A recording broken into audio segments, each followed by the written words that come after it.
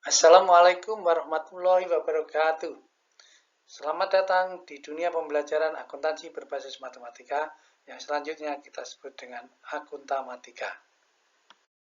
Dalam kesempatan ini kita akan membahas tentang pengetahuan dasar akuntansi di entitas dagang.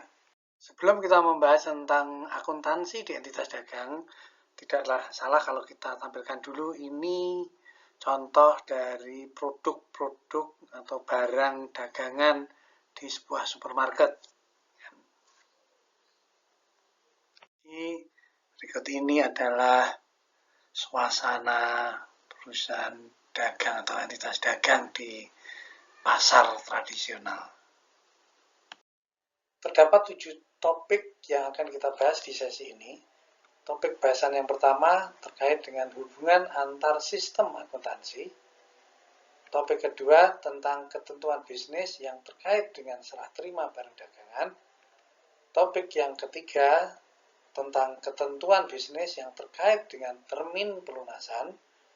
Topik 4 terkait dengan ragam transaksi barang dagangan. Dilanjutkan dengan topik yang kelima tentang sistem pencatatan untuk transaksi barang dagangan. Juga kita diskusikan tentang metode penentuan kos barang terjual. Dan pada akhirnya kita akan akhiri pembahasan tentang topik penyusunan laporan keuangan di entitas dagang. Topik pertama, hubungan sistem akuntansi di entitas jasa dan sistem akuntansi di entitas dagang. Pada dasarnya, pengetahuan akuntansi yang kita pelajari di entitas jasa itu juga diterapkan di akuntansi entitas dagang. Seperti misalnya analisis transaksi, penjurnalan, persamaan akuntansi, sampai dengan penyusunan laporan keuangan yang berlaku di entitas jasa juga berlaku di entitas dagang. Jika dapat dianalogikan bahwa sistem akuntansi di entitas jasa dan di entitas dagang sesungguhnya merupakan sebuah bangunan bertingkat. Dalam hal ini, misalnya lantai 1 sampai dengan lantai 5 berisi transaksi-transaksi yang terjadi di entitas jasa. Sedangkan lantai 6 berisi transaksi-transaksi yang hanya terjadi di entitas dagang. Dalam hal ini transaksi apakah yang hanya berlaku di entitas dagang tetapi tidak terjadi di entitas jasa? Yaitu adalah transaksi barang dagangan. Seperti kita ketahui, barang dagangan itu hanya terjadi di entitas dagang tetapi tidak terjadi di entitas jasa. Maka dalam hal ini, fokus pembelajaran akuntansi di entitas dagang adalah pencatatan terhadap transaksi-transaksi barang dagangan. Ya, seperti gedung bertingkat ini, kita sebagai analogi bahwa lantai 1 sampai dengan lantai 5 berisi transaksi-transaksi yang terjadi di entitas jasa. Sementara di lantai ke-6 itu berisi transaksi yang hanya terjadi di entitas dagang, tetapi tidak terjadi di entitas jasa. Namun demikian, kedua sistem itu sesungguhnya berdasarkan pada fondasi yang sama, bukan merupakan dua bangunan yang berbeda sama sekali. Dengan bahasa yang sederhana, kalau seseorang dari kita belum paham tentang perusahaan jasa, akuntansi di entitas jasa, maka sebaiknya memperkuat diri dulu pemahamannya di entitas jasa, baru kemudian belajar terkait dengan akuntansi di entitas dagang. Topik kedua, ketentuan umum bisnis yang terkait dengan serah terima barang dagangan. Terdapat dua ketentuan yang lazim berlaku terkait dengan serah terima barang dagangan dan pihak yang menanggung ongkos angkut pengiriman. Yang pertama adalah FOB Shipping Point. FOB singkatan dari Free on Board.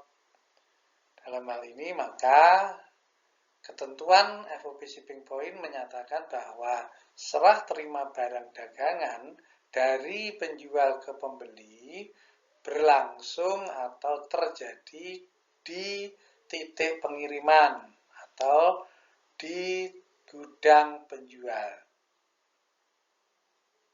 Dengan demikian, konsekuensinya, jika ada ongkos angkut pengiriman, maka berdasar FOB Shipping Point, yang menanggung ongkos angkut pengiriman tersebut adalah pembeli. Sementara kemudian, yang kedua adalah FOB Destination. Dari namanya menunjukkan bahwa serah terima barang dagangan dari penjual ke pembeli terjadi di titik tujuan. Dalam hal ini adalah di gudang pembeli. Sebagai konsekuensinya maka ongkos angkut pengiriman itu ditanggung oleh penjual. Berikut ini ilustrasi singkat terkait dengan FOB Shipping Point. Ini dari gambar yang ada menunjukkan atau memberi penegasan bahwa dengan FOB Shipping Point maka pembeli yang membayar ongkos angkut pengiriman. Dan selanjutnya ongkos angkut pengiriman tersebut itu diperlakukan sebagai penambah kos atau harga perolehan barang dagangan. Ya, misalnya harga beli barang yang diperjualbelikan Rp100.000, kemudian dengan FOB Shipping Point, pembeli harus membayar ongkos angkut pengiriman Rp10.000, maka kos atau harga perolehan barang dagangan menjadi Rp110.000. Sebaliknya dengan FOB Destination.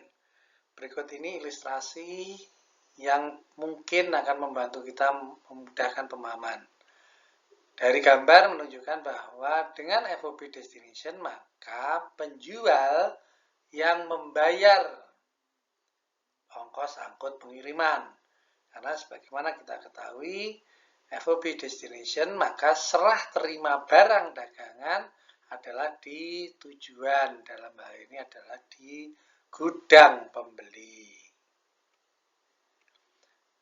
Terkait dengan ongkos angkut pengirimannya, sejauh ini menurut banyak buku teks akuntansi, ongkos angkut pengiriman tersebut diperlakukan sebagai beban operasional.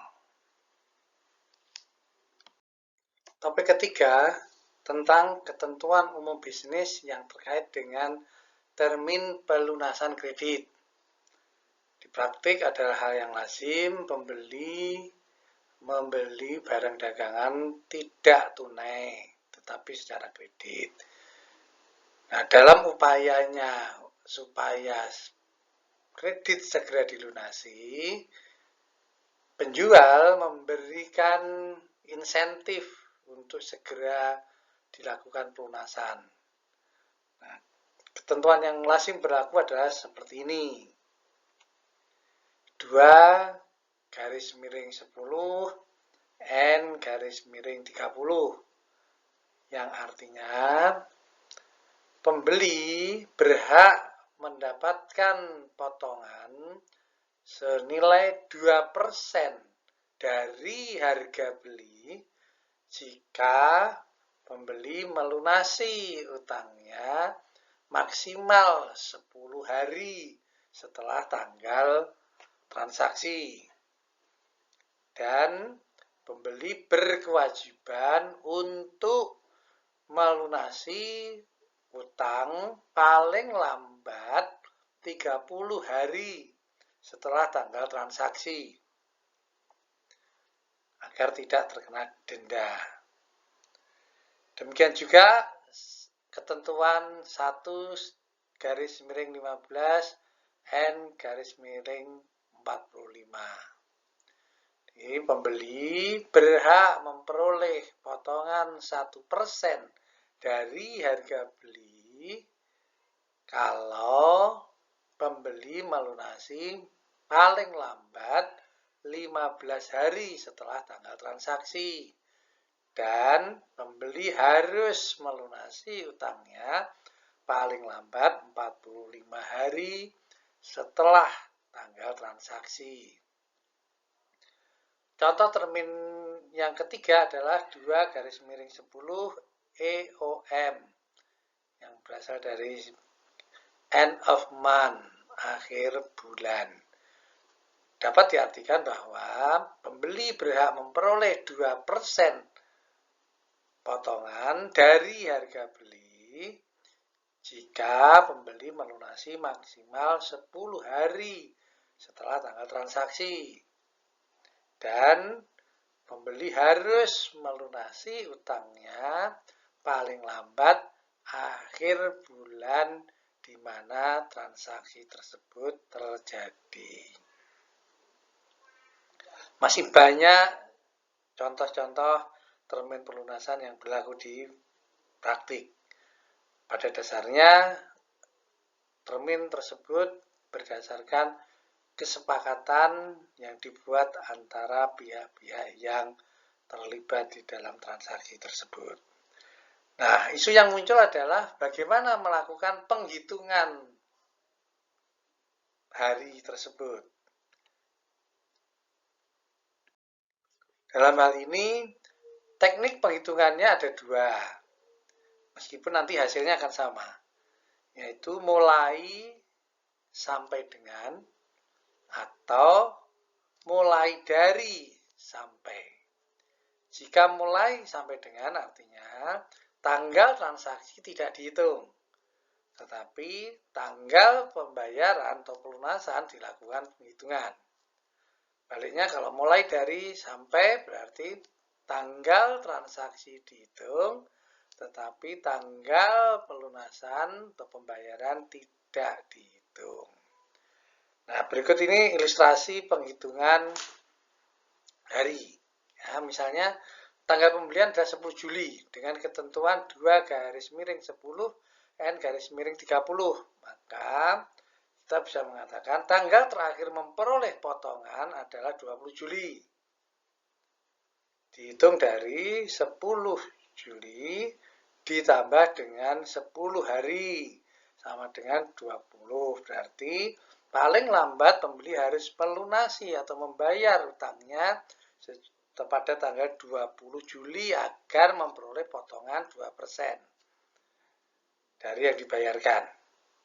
Ya. Dan tanggal terakhir harus dibayar agar tidak terkena denda adalah 9 Agustus dengan perhitungan sebagai berikut. 10 ditambah dengan 30 sama dengan 40. Kemudian 40 itu dikurangi dengan jumlah hari di bulan tersebut. Dalam kasus ini adalah 31. Maka 40 dikurangi 31 sama dengan 9. Nah, bisa dikatakan tanggal terakhir pembayaran adalah tanggal 9 Agustus. Dan masih banyak cara yang lain, tanggal-tanggal lain yang bisa dilakukan dengan mekanisme penghitungan yang sama. Topik bahasan yang keempat adalah ragam transaksi barang dagangan. Pada dasarnya, transaksi-transaksi yang terjadi di entitas jasa juga terjadi di entitas dagang. Namun demikian, ada ada transaksi yang hanya terjadi di entitas dagang, tetapi tidak terjadi di entitas jasa. Dalam hal ini adalah transaksi barang dagangan. Pada dasarnya bisa kita kelompokkan atau kita klasifikasi menjadi dua kelompok besar, yaitu transaksi yang terkait dengan pengadaan barang dagangan atau pemerolehan barang dagangan, dan yang kedua adalah transaksi yang terkait dengan penjualan barang dagangan. Dan masing-masing dari transaksi tersebut dapat dijabarkan ke dalam beberapa transaksi berikut ini. Transaksi pengadaan barang dagangan. Ide dasarnya adalah entitas dagang membeli barang dagangan untuk selanjutnya nanti dijual. Dalam kaitannya dengan memperoleh barang dagangan, ada beberapa transaksi yang mungkin terjadi. Transaksi yang pertama adalah transaksi pembelian itu sendiri. Jadi entitas membeli barang dagangan dari rekanan, dari supplier, ataupun dari pihak lain. Kemudian transaksi kedua yang terkait dengan pengadaan barang dagangan adalah transaksi retur pembelian atau purchase return. Dalam kaitan ini maka pembeli atau entitas dagang mengembalikan barang dagangan yang dia terima. Mengapa terjadi? Salah satunya adalah karena barang yang diterima tidak sesuai dengan yang dipesan, atau barang yang diterima mengalami kerusakan yang tidak mungkin untuk dijual kembali. Transaksi yang selanjutnya adalah transaksi keringanan pembelian atau purchase allowance. Dalam kasus ini, pembeli atau entitas dagang meminta keringanan dari harga beli. Mengapa itu terjadi? Salah satunya karena barang dagangan yang diterima kurang sesuai dengan yang diminta, tetapi dengan pertimbangan ongkos angkut pengiriman dan lain-lain, entitas dagang masih mau menerima barang dagangan tersebut, tapi dengan harga beli yang lebih rendah. Transaksi yang berikutnya adalah pelunasan utang di masa potongan. Seperti kita ingat, ada ketentuan termin pelunasan kredit. Di situ, jika entitas dagang melunasi utangnya di masa potongan, maka entitas dagang akan memunculkan transaksi pelunasan utang di masa potongan. Atau sebaliknya, kalau entitas dagang melunasi utang di luar masa potongan, itu juga merupakan transaksi yang mungkin terjadi dalam kaitannya dengan pengadaan barang dagangan. Sebaliknya, dengan transaksi penjualan barang dagangan, juga demikian ada beberapa transaksi yang mungkin terjadi, transaksi penyerahan barang dagangan dari entitas dagang ke pembeli atau ke pelanggan, kemudian transaksi retur penjualan, transaksi keringanan penjualan, transaksi pelunasan piutang di masa potongan, atau kemudian transaksi pelunasan piutang di luar masa potongan. Sebenarnya ada cukup banyak transaksi-transaksi lain yang mungkin terjadi praktik di bisnis, tetapi in general transaksi-transaksi yang terkait dengan barang dagangan bisa dikelompokkan menjadi dua jenis transaksi besar, yaitu pengadaan dan penjualan barang dagangan.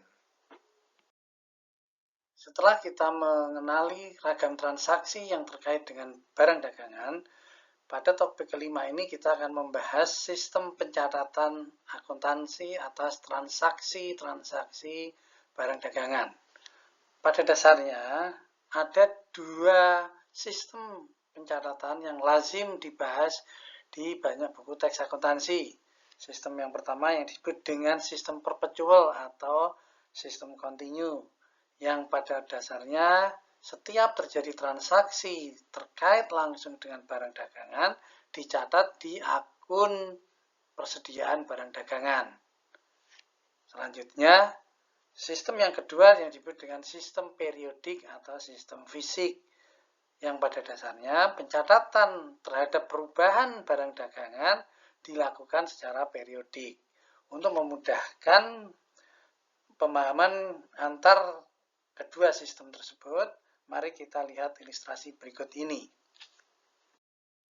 Ilustrasi berikut ini menggambarkan kondisi akun PBD atau persediaan barang dagangan kalau dicatat dengan sistem perpetual. Jadi kita mulai dari sisi yang sebelah kiri. Persediaan yang ada sekarang ada 2 unit barang dagangan. Selanjutnya kemudian perusahaan atau entitas dagang membeli barang dagangan sejumlah 9. Maka kemudian akun PBD akan melaporkan adanya 9 unit barang dagangan tersebut. Nah, selanjutnya kalau kemudian entitas bisnis menjual 1 unit barang dagangan, maka akun PBD akan menyajikan laporan terkini terkait dengan keadaan PBD-nya, yaitu menjadi 10 unit barang dagangan. Sebaliknya dengan sistem periodik. Bagaimana kita tahu sistem periodik, pencatatan terhadap transaksi barang dagangan dilakukan secara periodik di akun PBD. Sehingga dalam situasi ini, gambar ini menunjukkan bahwa ketika persediaan awal diketahui ada 1 unit, kemudian ketika ada pembelian, maka pencatatan akuntansi tidak akan menampungnya di akun PBD. Jadi akun PBD tetap bernilai sejumlah 1 unit. Demikian juga ketika barang dagangan tersebut dijual, maka transaksi penjualan barang dagangan tersebut juga tidak dicatat di akun PBD. Dalam situasi itu, maka kemudian akun PBD tetap bersaldo 1 unit barang dagangan. Sehingga pada akhir periode perlu dilakukan penghitungan fisik untuk mengetahui berapa saldo persediaan barang dagangan di akhir periode. Sehingga sistem periodik sering juga disebut dengan sistem fisik. Detail pencatatan terkait dengan masing-masing sistem akan dibahas di sesi berikutnya yang terkait dengan pencatatan masing-masing sistem tersebut. Di topik bahasan ke-6 ini kita akan membahas tentang metode penentuan kos barang terjual. Sebelum membahas tentang metode-metode yang lazim digunakan, kita perlu tahu dulu apa itu kos barang terjual yang ditranslasi dari terminologi cost of goods sold, atau sebagian dari kita mengenalnya dengan harga pokok penjualan. Untuk memudahkan pemahaman, kita buat ilustrasi saja.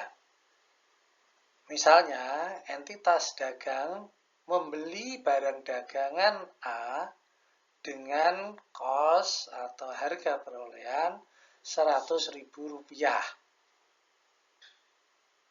Ketika kemudian barang dagangan A tersebut terjual, misalnya dengan harga Rp125.000, maka kos barang terjual atau COGS atau HPP dari barang A tersebut adalah senilai Rp100.000.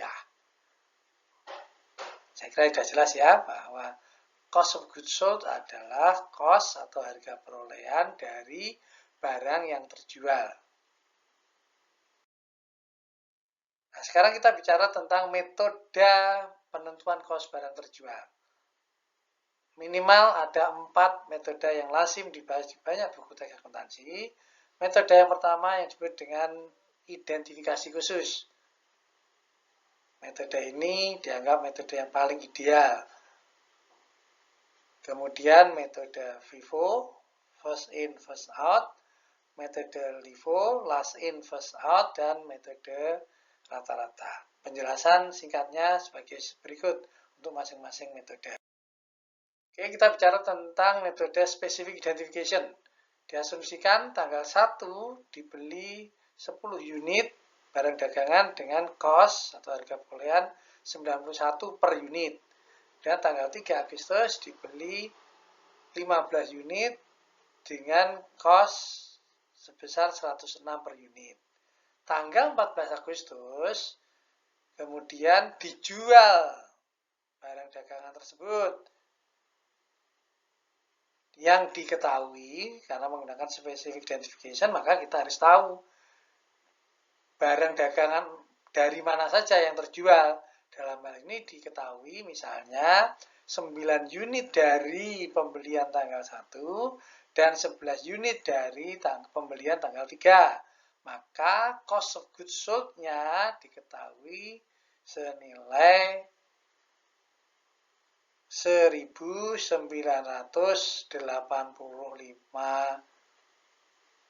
dolar. Selanjutnya kalau menggunakan FIFO, maka diasumsikan bahwa barang dagangan yang pertama dibeli itulah yang pertama dijual. Maka misalnya tanggal 14 Agustus dijual 20 sepeda, maka terlepas dia barang dagangan tersebut dari mana dibeli, tetapi dengan metode FIFO diasumsikan bahwa yang terjual pertama adalah 10 unit dari pembelian tanggal 1 Agustus. Sisanya, 10 unit sisanya dibeli dari pembelian tanggal 3 Agustus. Sehingga cost of goods sold-nya atau KBT-nya diketahui senilai 1.970 dolar. Sebaliknya kalau kemudian dengan metode LIFO. Dengan metode ini diasumsikan barang dagangan yang terakhir dibeli justru yang pertama dijual. Maka dalam kasus ini, maka ketika terjadi penjualan 20 sepeda atau 20 unit barang dagangan, diasumsikan 15 unit dari pembelian tanggal 3 terjual terlebih dahulu. Baru kemudian sisanya 5 unit diambilkan dari pembelian sebelumnya, dalam hal ini adalah tanggal 1 Agustus. Dan metode yang keempat, rata-rata. Dalam hal ini maka dibuat rata-rata. Misalnya di sini berhubung total cost-nya sebesar 2.500, ada 25 unit barang dagangan, maka diasumsikan cost per unitnya adalah 100 dolar per unit. Maka penjualan tanggal 14 Agustus KBT-nya adalah 2.000 dolar. Pada dasarnya metode itu masih bisa dikembangkan lebih lanjut. Tapi setidak-tidaknya ada 4 metode yang perlu kita ketahui dan lazim digunakan di banyak praktik untuk penentuan kos barang dagangan. Pada akhirnya kita sampai pada topik bahasan ke-7 yang merupakan topik bahasan terakhir di sesi pengetahuan dasar akuntansi di entitas dagang, yaitu topik tentang penyusunan laporan keuangan di entitas dagang. Pada dasarnya, sebagaimana kita di awal pernah kita sampaikan bahwa pada dasarnya mekanisme penyusunan laporan keuangan itu sama antara entitas jasa maupun entitas dagang. Hanya terkait dengan entitas dagang ada beberapa hal yang perlu kita kenali perbedaannya. Yang pertama terkait dengan laporan laba rugi. Berbeda dengan di laporan laba rugi di entitas dagang, entitas jasa, di entitas dagang, laporan laba rugi menyajikan tentang laba bruto, yang mana itu dihitung dari total penjualan bersih dikurangi dengan kos barang terjual. Kemudian laporan kos barang terjual juga lazimnya disajikan di entitas dagang untuk kepentingan manajerial. Laporan yang berikutnya adalah laporan perubahan ekuitas. Dalam hal ini tidak ada perbedaan yang signifikan antara entitas jasa dan entitas dagang. Kemudian kita bicara tentang laporan posisi keuangan. Yang membedakan adalah di laporan posisi keuangan di entitas dagang itu mencantumkan akun PBD yang merupakan elemen aset. Disajikan di sisi sebelah kiri dan kemudian digolongkan sebagai aset lancar. Aset yang dapat dikonversi menjadi kas dalam waktu kurang dari 1 periode akuntansi. Dan diakhiri dengan laporan arus kas yang pada dasarnya adalah sama. Dalam kesempatan ini kita lihat ini ya mekanisme atau rangkaian penghitungan laba rugi. Biasanya entitas dagang menggunakan metode bertahap. Jadi penjualan bersih dikurangi dengan KBT, itulah gross profit. Baru kemudian gross profit dikurangi dengan biaya-biaya operasional, menghasilkan net income before tax tentunya. Nah, ini adalah formatnya dari laporan laba rugi di entitas dagang. Saya kira kita bisa cermati bagaimana penyusunannya ya. Mohon nanti bisa dilihat sendiri bagaimana cost of goods sold itu digunakan untuk menghitung gross profit atau laba bruto. Sementara laporan kos barang terjual dimulai dari persediaan awal ditambah dengan pembelian-pembelian, ditambah dengan ongkos angkut pembelian, dikurangi dengan retur pembelian, keringanan pembelian, ataupun potongan pembelian, maka itulah kos dari barang dagangan yang siap dijual. Dikurangi dengan persediaan akhir, itulah kita peroleh cost of goods sold atau kos barang terjual. Ini selanjutnya adalah laporan posisi keuangan atau neraca di entitas dagang. Kita cermati di situ ada akun persediaan barang dagangan atau dalam bahasa Inggris disebut dengan merchandise inventory.